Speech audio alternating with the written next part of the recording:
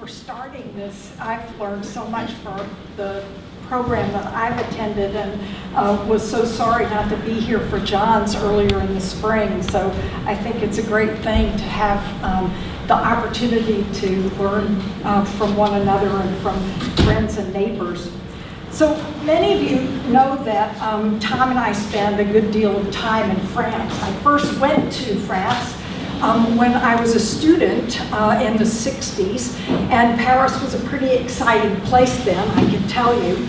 And then I went again, we went together as a family in 1997 when I was working on a book called Cultural Capitals, Early Modern London and Paris. And I was very interested in that book on the impact of demographic explosions, of the sort of change and growth of cities. In 1580, London had 80,000 people. By the middle of the 17th century, it had 500,000.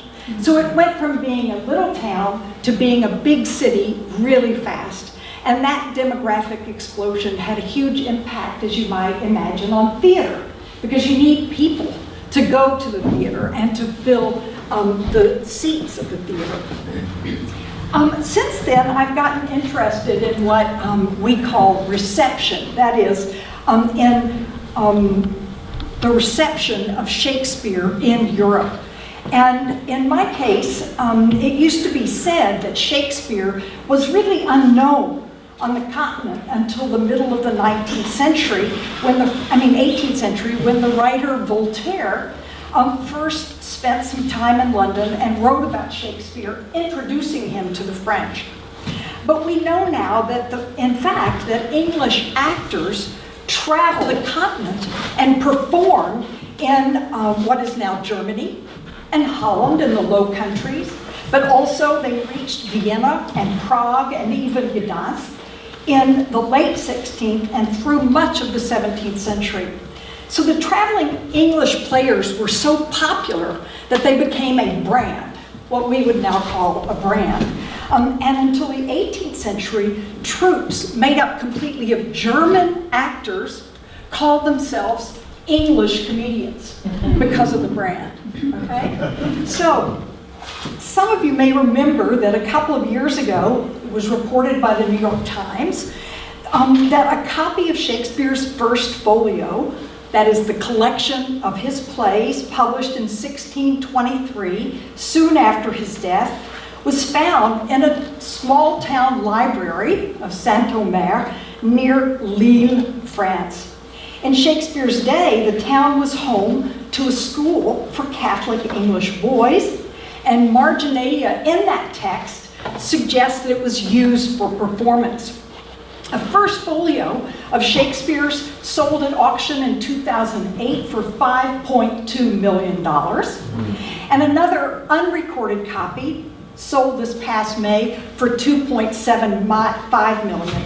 In other words, it's an immensely valuable and collectible book.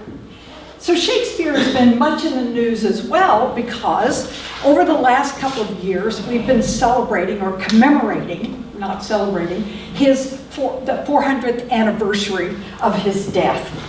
And so there have been RSC productions, the Royal Shakespeare Company productions of Hamlet, for example, toured the world and performed in 97 countries around the globe. And here, this works, is a recent mashup cartoon, which I thought you would enjoy. I say it's a mashup because, as you can see, the blurb is a quote from Macbeth. Shakespeare is speaking, you know from the famous pictures of Shakespeare you've seen, but he's holding a skull as if he were Hamlet. So it's a mashup of three plays, and his amanuensis there is sitting at a laptop complaining that Shakespeare's tweet for Twitter, Trump's media mode of choice, is too long, as you can see. Michael Whitmore, who's the director of the Folger Shakespeare Library in Washington, reminds us that half of all secondary students around the world study Shakespeare's plays. More Shakespeare movies are produced in Bollywood than in Hollywood, and that Shakespearean characters and references are ubiquitous. They turn up in dystopian novels, and Disney movies and cartoons, Broadway musicals, hip-hop, and the Daily Times crossword. So in short, Shakespeare is a global celebrity. So today I want to talk about a small chapter in that history, the visit, as Jerry mentioned, of English actors that they made in 1827 to Paris. But to do that, I want to start with a little show and tell. John and Holly Perry brought me one night when they came to dinner this dish towel. It's a Shakespeare dish towel. And as you can see at the top it says, everybody dies, okay? And that is often pretty much the case. It itemizes then all the deaths that take place in the play, starting with Romeo and Juliet. And in the early Titus Andronicus, 14 people died, most of them on stage in various gruesome ways. Arms and legs are lopped off, bodies are burned, many characters are stabbed, and 2 are then baked in a pie and fed to their mother. You see what I mean? But there are also many deaths in the better known tragedies. Hamlet has 8, King Lear 9, Macbeth 10, and so on. So Shakespearean drama is filled with onstage violence, just as action films today. But in France, in Shakespeare's day, no one died on stage. Has anyone ever seen a play of Corneille or Racine, who are the great dramatists contemporaneous roughly with Shakespeare? Characters die, of course. I mean, we're talking about tragedy. But they're not maimed or slain on stage. Their bodies aren't baked in pies, and they aren't fed to their mothers. French tragedy, unlike English tragedy, conformed to what are often termed the 3 unities associated with Aristotle, the unities of time, place, and action. They had single plots, whereas Shakespeare often had multiple plots. They take place in one location, even sometimes in only one room, whereas Shakespearean drama travels freely from Egypt to Rome and back again, or from Sicily to Bohemia and back again to Sicily, to give just a couple of examples. Sometimes, and also French tragedies take place often within a 24-hour period, sometimes 3 days, but sometimes in the very 2 hours of the unfolding of the action itself. Whereas a Shakespearean play might take place over a period of months or even years. In The Winter's Tale, famously, a baby is born, and in between Acts 3 and 4, 16 years pass, and she becomes the prince's love interest to ensure the marriage at the end. So French tragedy was also concerned with the fall of the great, not with common men and women. So for many years, the French objected to Shakespeare. They found him, the mix of persons and the onstage violence, grotesque and even disgusting. So translators of Shakespeare into French, in fact, corrected these so-called errors, and in various ways, making the English playwright conform more to the conventions of French taste and so forth. Famously, the French refused to translate the word handkerchief into French in Othello, and translators turned Othello's gift to Desdemona into a diamond bandeau or into a love letter and so forth. But the French Revolution brought about many changes, both political and cultural, on both sides of the Channel. And it inaugurated a kind of cultural revolution, which we generally termed Romanticism, which was a movement in the arts and literature that emphasizes notions of genius and inspiration, of the individual and the common man, and an appreciation of nature and the natural world, among other features. And in the wake of the French Revolution, and the interest in representative government it generated, and of Napoleonic imperial expansion and the ensuing military rivalry between England and France, English cultural forms began to receive increased attention on the continent. Literary magazines in France began to publish reviews and excerpts of English works and writers that both registered and fostered the Anglophilia that flourished among European romantics. The great French actor Talma, there he is, did much to promote Shakespeare in France by playing Hamlet, even in a much altered French adaptation. And the great French novelist Stendhal wrote his famous pamphlet Racine et Shakespeare, in which he promoted the Romantic movement represented by Shakespeare, as opposed to neoclassicism represented by Racine. And Shakespeare and other English playwrights began to inspire French dramatic writers. But in 1822, when Othello was performed by English actors on the Parisian stage, in the wake of Napoleon's defeat at Waterloo, as the Shakespearean critic Peter Holland observes, quote, "The combination of French suspicion of the barbaric drama of Shakespeare and the too recent ending of the war in 1815 created a near riot. When Othello begins to smother Desdemona on their marriage bed, the already outraged audience booed the play from the stage, shouting, 'Down with Shakespeare, Wellington's lieutenant.'"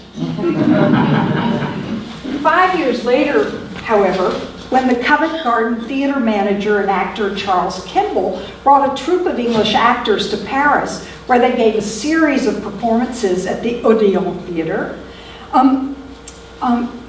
the visit was both an artistic and a financial success. Le Tout Paris attended their performances over some 10 months, and they received a warm reception from both the public and much of the press. The visit prolonged a flurry of romantic artistic activity, dramas by Victor Hugo and Alexandre Dumas, Delacroix's famous series of lithographs and canvases on Hamlet, which some of you may know, Théophile Gautier's libretto for Giselle, which is based on Hamlet, and also some half-dozen works by Berlioz. So commentators have generally claimed this interest was prompted by romantic aesthetic ideals, but there's considerable evidence that cultural competition and expansion were important factors. So the visit of the English troupe in 1827 seems to have been motivated by the search for new markets on both sides of the Channel. The first decades of the 19th century were a very bad moment for Covent Garden and Drury Lane. They were the only theaters in London permitted to perform the serious drama, particularly Shakespeare, and by the first decade of the 19th century, they had fallen on hard times. Not only was there the war with France, but within 6 months' time, both theaters were destroyed by fire. Meanwhile, the smaller London theaters provided plenty of competition, often through performances of Shakespeare that got around the rules by, for example, playing the piano, as in sort of silent movies, through the performance, or merely by changing the name. So Othello became, "Is He Jealous?" So in the fall of 1827, the group of English actors that made its way to Paris then was seeking new markets, and they saw the French capital as a good bet. The visit occasioned a large-scale, it's a folio approximately 18 inches or thereabouts in height, extravagantly illustrated commemorative program of the first half of the season that featured on its cover an image of the very scene from Othello that had very nearly provoked a riot 5 years before. Below, and here, this is the full title page, and here you can see, I'm going to give you a close-up of it, of Act 5, Scene 2 of Othello. So what we see is an illustration of the scene, but one that takes liberties with its Shakespearean original. Here, as you can see, is Desdemona. Her limbs awry, her hair loose and falling down. She's lying across her deathbed in a nightdress, and with Othello wearing a sort of exoticizing jalaba at her feet, prostrate on the floor beside her, his face raised to the heavens, as you can see, in grief. And beside his right hand on the floor is a dagger. But on the right is a comically villainous Iago, dressed in 19th century gleaming hip boots, frock coat and hat, more closely resembling Hamlet, perhaps, than the ensign Iago. And instead of a sword, he seems to be carrying a gentleman's walking stick. His eyes are riveted to the tragic loading of the bed, but he seems to be, as you can see, fleeing the scene. Readers of Othello will remember this scene does not correspond at all to Shakespeare's Act 5, Scene 2. For in Shakespeare's play, Desdemona's maid and confidant in media is on stage, as are other characters. And in this illustration, most bizarrely, Iago has no sword at all, but the most unexpected difference is perhaps the legend below. I don't know if you can see it. Can you see right below? Good. It says, "good," with 3 exclamation points. So we have to assume that that's Iago's point of view, since he has been trying to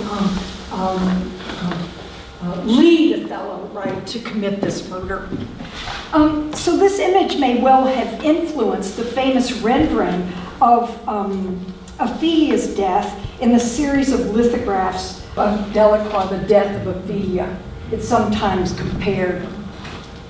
So, 5 years later, the very scene that apparently provoked the French audience to boo Shakespeare from the stage, and which seemed to epitomize English difference, was being used to advertise and celebrate the English actors' Shakespearean performances in Paris. So part of what I'm trying to understand in this work on reception and Shakespeare in Europe is why. Throughout the program, this beautifully illustrated program, there are also small drawings that provide a kind of counterpoint to the large-scale illustrations of scenes that are taken from the productions themselves.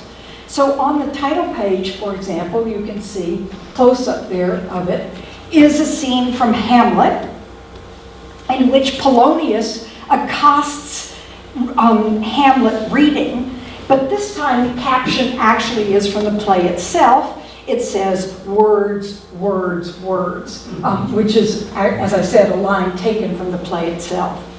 So I've worked on 3 copies of this program, one at the Bibliothèque Nationale in Paris, one in another French collection, and one in the Harvard Theater collection.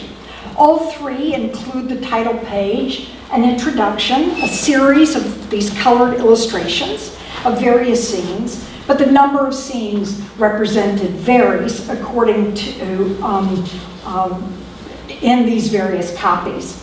They also have accompanying English verses, then the French translation, and then a commentary as well. So all 3 follow this same procedure: a folio page with the hand-colored lithograph, the Shakespearean lines in English, another folio page with the French translation, and also critical commentary in French. Interspersed among the illustrations of scenes for the plays are engravings of 2 of the actresses, and actually 3 of the actors, but I have 2 here, and with small brief biographies about them. Here is Harriet Smithson, who met Berlioz while in Paris during the run and subsequently married him, and another actress named Maria Foote. The folio programs with their extravagant illustrations were sold at various booksellers and print shops in both Paris and London, both on the right bank, mainly on the right bank in Paris, but also, as I said, 3 in London. So the author of the introduction and critical commentary was a man named Charles-François Jean-Baptiste Moreau, a librettist for the opera comique, and a writer of popular dramatic pieces under a host of pseudonyms.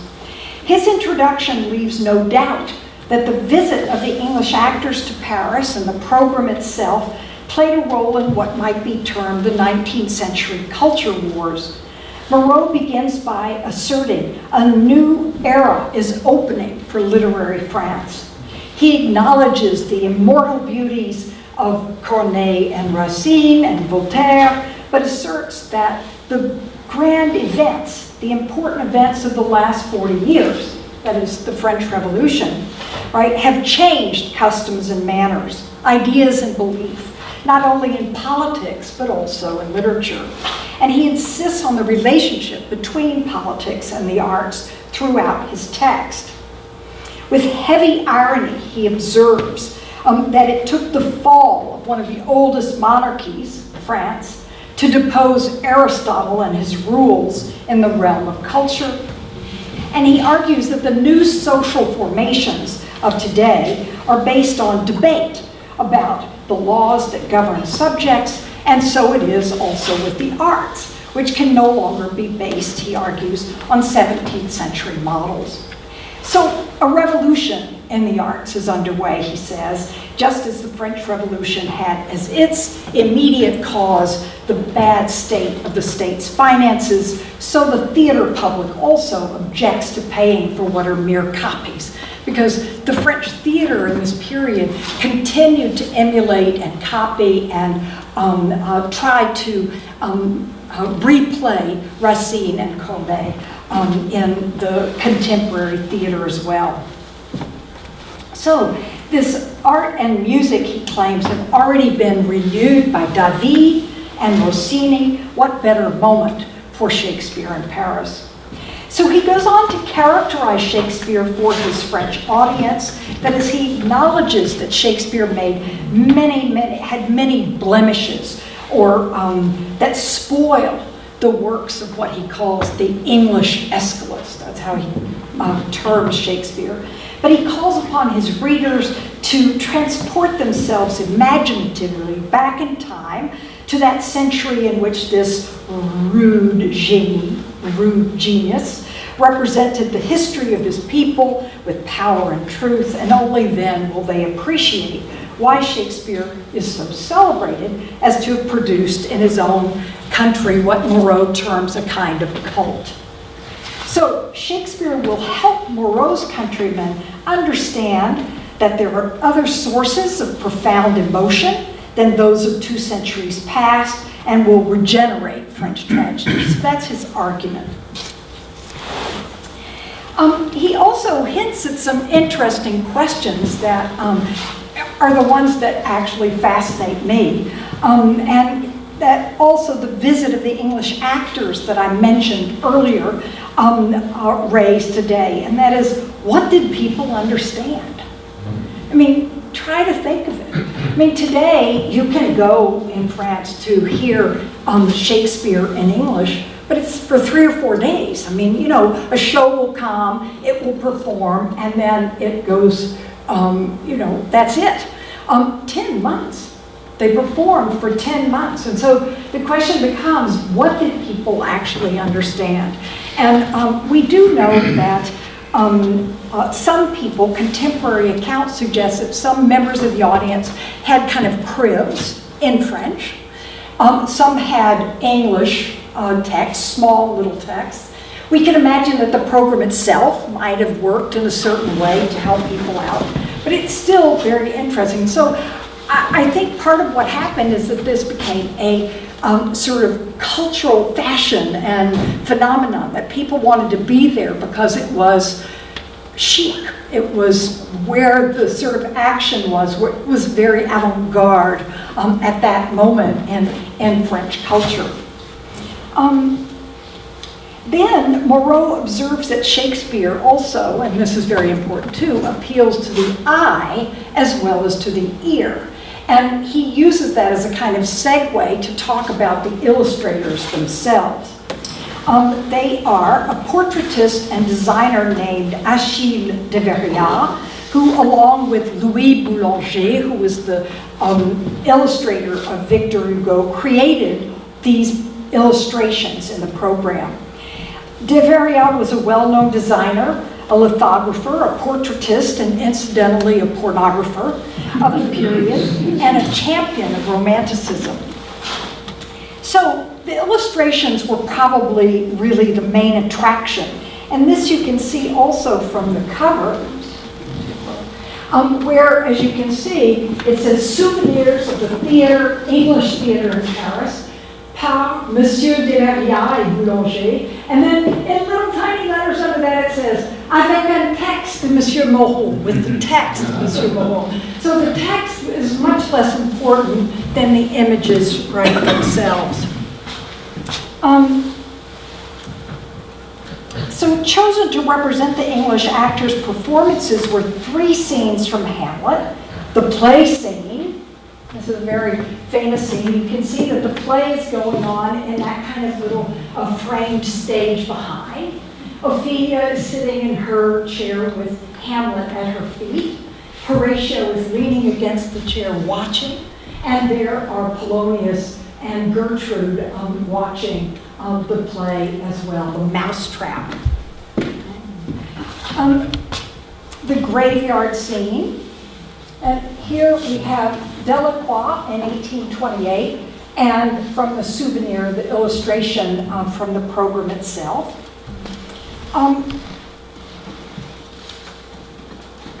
Ophelia's Madness. There she is. And this is apparently, I'll talk about this in a minute, a very close rendition of Miss Smithson's performance itself. Her costume and hair, Moreau often says things like these images reproduce what you would have seen, or he comments that it retraces a scene. So Moreau's commentaries raise interesting questions about romantic canons of taste, contemporary knowledge of the European literary field, and his own claims to cultural authority. For example, he notes concerning the play scene, the French were also very disturbed by this rendering, which is very typical of the way in which this scene in Hamlet is always produced, because they couldn't imagine why Hamlet would be sitting on the floor. And he actually refers to it as a bizarre posture because it seems so indecorous, so inappropriate for tragic drama. His commentary on Ophelia's mad scene, there it is, also is part of the developing visual tradition. Ophelia is often represented in this way, and we often find her this way throughout the 19th century. So Moreau comments also on the difference between French and English theater with which I began. That is the whole question of onstage violence. And he addresses this question in thinking about the Othello image with which we began. And he, in order to try and protect Shakespeare from being branded as a barbarian in France, he says it was all because of Shakespeare's source, Cinthio, an Italian novella writer, or it was because the actors themselves sort of overplay the drama of these scenes. And so he's always trying, in a sense, to sort of protect Shakespeare from these accusations of barbarity. Anyway, then he ends his commentary by saying, here we end this history of the English actors' first season in Paris. We've tried to make them known to those who are not able to see them and to recall them faithfully to those who heard them themselves. So the program then is designed to pique your memory if you were there, or if you were not fortunate enough to be there, to give you some idea of what in fact the performance was like. The final words of the program return us to the question of cultural rivalry with which we began. Moreau claims that it is through such peaceful conquests that two equally proud and generous nations, France and England, will cement a union formed under the auspices of the arts. So here in the aftermath of Waterloo, the celebrated Shakespeare becomes the peaceful conqueror of France through artistic production. So recent work on the notion of celebrity traces a shift in the 19th century from the religious meaning of celebrated, as when we talk about celebrating a mass or celebrating a marriage, okay? Meaning performed with due rites, observed with due formality, solemnly held, renowned, honored by a great assembly, and so forth, from the Latin word celebratus, to its more modern meaning, a meaning we know maybe too much about, a person of celebrity, a celebrated person, a public character, often associated with false value. So, for example, the Oxford English Dictionary gives the example, they had celebrity, Spinoza had fame. Spinoza being a great philosopher of the past. So they had celebrity, Spinoza has fame, which suggests that the term already has a derogatory meaning in the 19th century. So Moreau registers this double meaning in his reference to the English propensity to celebrate Shakespeare via a kind of cult, and that's the word he uses. So celebrity has come to embody ambiguity, both defaced value and prized commodity value, which is spilled over not only into cultural life and forms, but also, as we know, political life. In Paris in the 1820s, Shakespeare occupied an ambiguous position, somewhere between celebrated and celebrity, both defaced value through his notoriety and his barbarousness, and prized commodity value called upon to reinvigorate and refinance a moribund French stage. So Shakespeare's celebrity offered a new representation of value around emotion, affect, and a lingering Enlightenment discourse of universalism.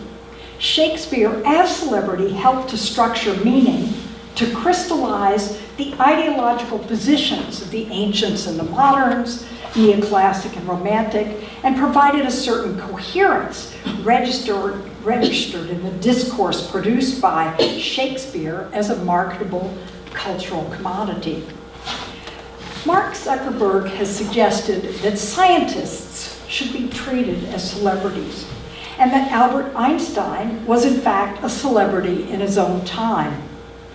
Former presidential candidate Marco Rubio headed in for philosophy majors, you may remember, even though data shows that philosophy majors are tied with math majors for the highest percentage increase from starting to mid-career salaries.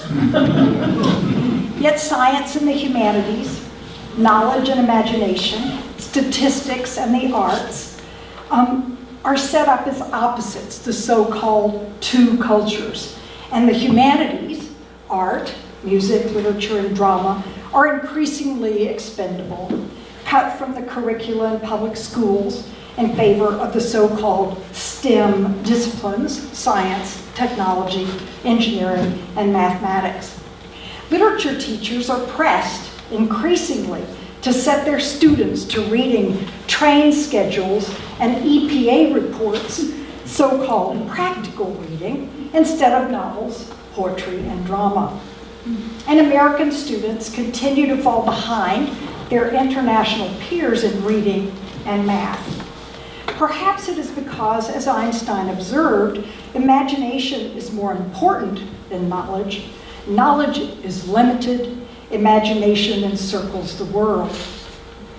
Neuroscientists have found that at breakthrough moments of insight that lead to key discoveries in math and science and among inventors and innovators, a key area of the brain associated with language and the recognition of literary themes and metaphors and the interpretation of metaphors becomes extraordinarily active in the second before the insight or breakthrough, the eureka moment. Literature matters. In Shakespeare's famous, now even hackneyed lines, imagination bodies forth the forms of things unknown. The poet's pen turns them to shapes and gives to airy nothing a local habitation and a name. Thanks. Yeah.